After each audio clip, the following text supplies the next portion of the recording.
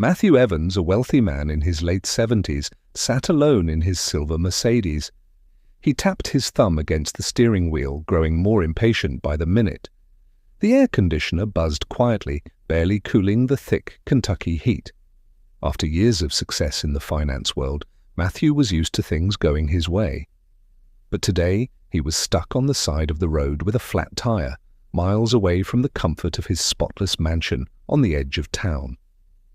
He tried calling for roadside help a few times, but none of the calls went through. With a heavy sigh, he realized he'd have to wait. Just as irritation started creeping in, he noticed someone coming down the road. A boy, probably around 13 or 14, walked toward him. He wore a faded t-shirt and worn-out sneakers, and his face showed quiet determination. Matthew watched as the boy got closer, eyes scanning the car, then gave him a respectful but confident nod. "Flat tire, sir?" the boy asked, his voice calm. "Yes, I do," Matthew replied, feeling a strange mix of relief and uncertainty. "Tried to get help, but my phone won't work out here." The boy gave a small smile. "I can fix it," he said, kneeling next to the wheel without hesitation. "My grandpa showed me how last summer. Do you have a spare?" Matthew pointed to the trunk, watching as the boy opened it and grabbed the tools.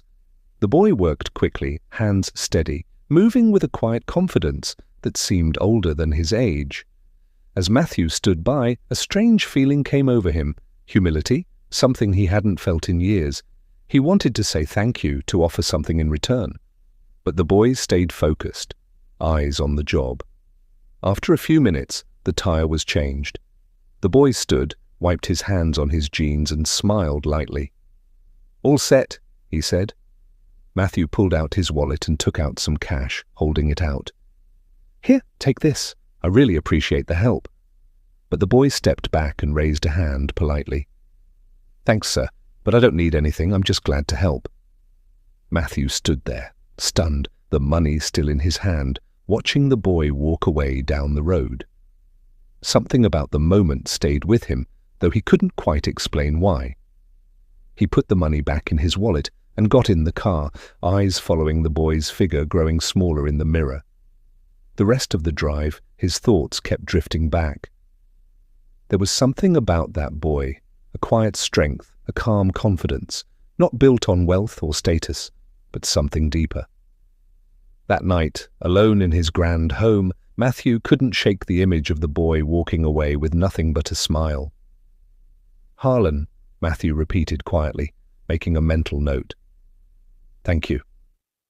The town of Harlan was about an hour away, nestled in the foothills of the Appalachian Mountains.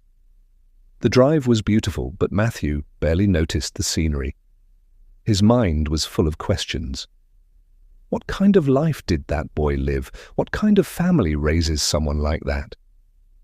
When he reached Harlan, the streets were calm, lined with small homes and family-owned shops. He asked a few people in town about Elijah, and after a bit of searching, someone pointed him to a small house on the edge of town. The house looked worn but cared for. The front porch sagged slightly under its own weight. Matthew parked his car and sat for a moment, unsure what he was even going to say. Taking a deep breath, he walked up and knocked on the door. A woman in her early 40s opened it. She looked tired, but there was kindness in her face, and her eyes were sharp, quietly studying him. "Can I help you?" she asked. "Good morning," Matthew said, clearing his throat. "Sorry to bother you, but I think I met your son yesterday, Elijah, right? He helped me fix a flat tire." Her face softened immediately and she gave a small smile. "That sounds like my Elijah. He's always out helping someone." "I just wanted to thank him properly," Matthew said. "He wouldn't take anything from me yesterday." She nodded and stepped aside, inviting him in. "He's out back. You're welcome to wait." Matthew stepped into the house. It was simple but clean, the furniture was old but neat, and the walls held family photos and a few hand-drawn pictures, clearly made by a younger Elijah. It was nothing like Matthew's home full of polished surfaces and expensive artwork, but this place felt warm, full of life. He followed her to the backyard where Elijah was busy fixing a broken fence. The boy looked up, surprised to see him. "Hey, mister," Elijah said, wiping his hands on his jeans. "What are you doing here?" Matthew smiled, feeling strangely nervous. "I just wanted to thank you again. You helped me when I needed it, and I haven't stopped thinking about it." Elijah gave a small shrug, his face open and honest. It wasn't a big deal. But to Matthew, it was.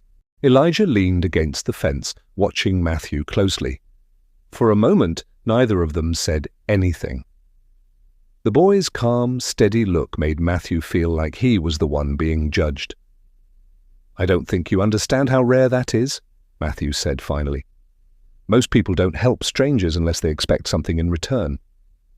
Elijah tilted his head a little, like he was confused by the idea.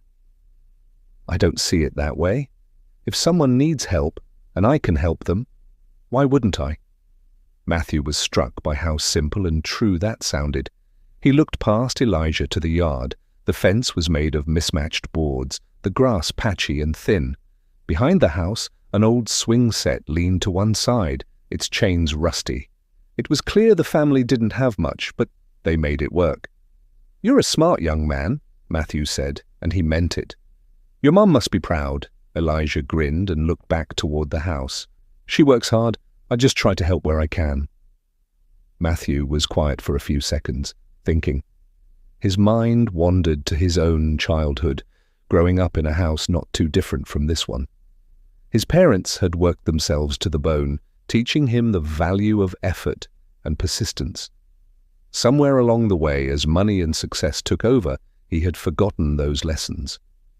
Now, standing in this backyard, he felt a strange mix of nostalgia and regret. "I'd like to do something for you and your family," Matthew said at last.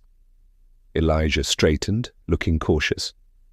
"We're okay, mister. We don't need anything." "It's not about needing," Matthew replied. "It's about doing what's right. You helped me, and I'd like to give back." Before Elijah could answer, his mother stepped onto the porch, drying her hands with a dish towel. "Elijah, come inside and wash up. Lunch is almost ready," she called. Then her eyes moved to Matthew. "Would you care to join us? It's nothing fancy, but you're welcome." Matthew paused. He wasn't used to such open kindness, but her honest tone left him no excuse to decline. "I'd like that," he said, following her inside. The kitchen smelled of warm bread and roasted vegetables. The table was small, surrounded by chairs that didn't match, but everything was set with care. Matthew took a seat, feeling oddly out of place in his expensive suit. Elijah washed his hands and joined them, his friendly smile still there.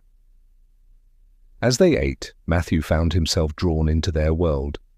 Elijah talked about school, his friends, and his dream of becoming an engineer. His mother shared stories about the neighborhood, speaking with quiet pride about how folks in town looked after one another. Matthew listened closely, feeling a warmth he hadn't felt in years. Despite all his money and success, his big house always felt quiet and cold.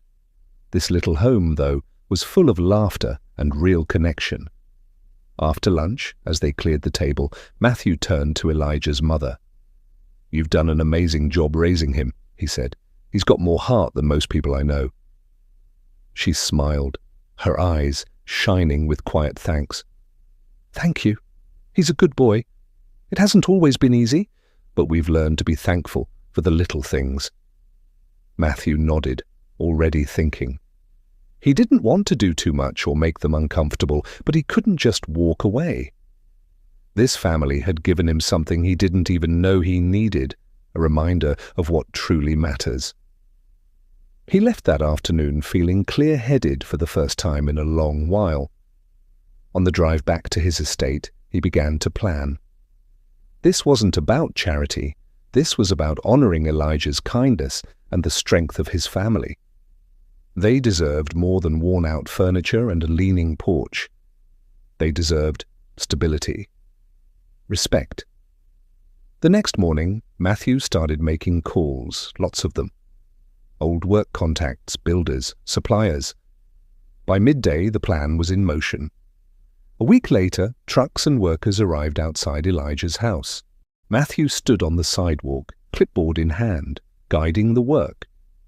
Elijah and his mother stood nearby, eyes wide in shock. "You didn't have to do this," his mother said, her voice shaking. "We've gotten by just fine." Matthew turned to her, his voice steady. "You've done more than get by. You've built a life. And you reminded me of what I was missing. Please let me give something back." Elijah stood quietly, watching everything. Matthew bent down a little, meeting his eyes. "You taught me something, Elijah.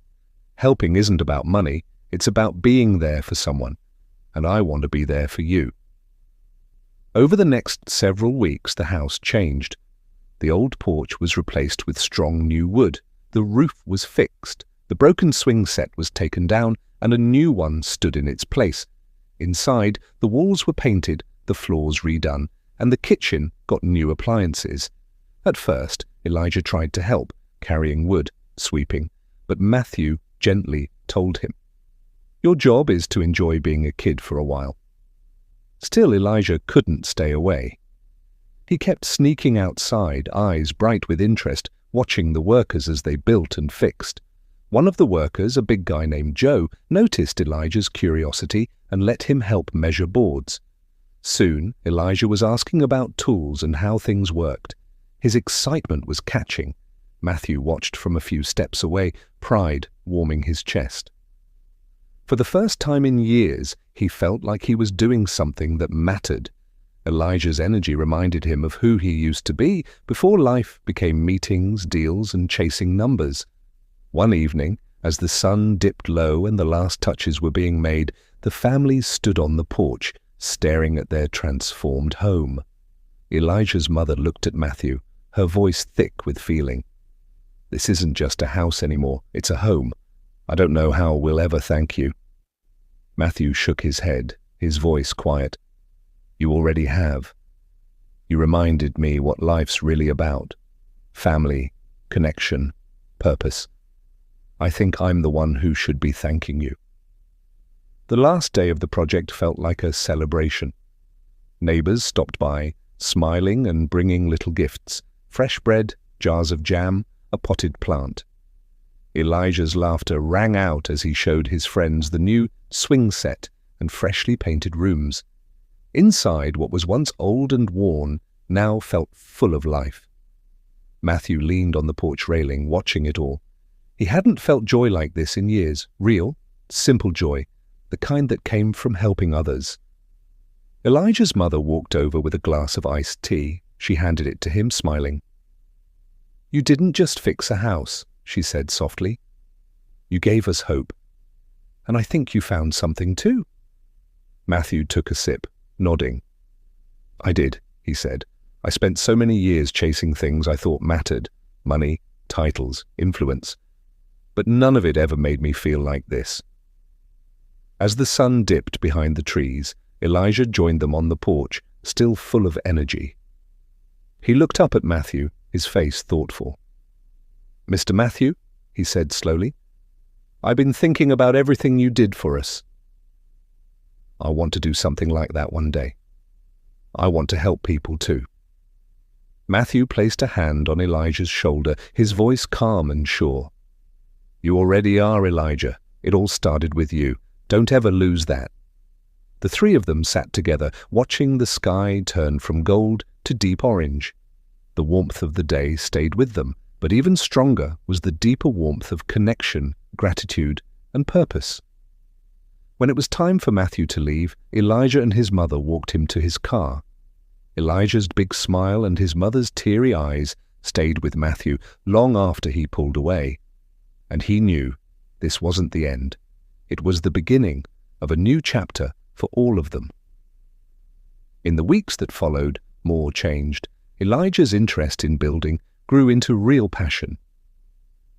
Matthew arranged for him to spend time learning from the workers who had fixed the house. Elijah soaked up everything, always eager to learn more. And Matthew kept coming back to Harlan, again and again.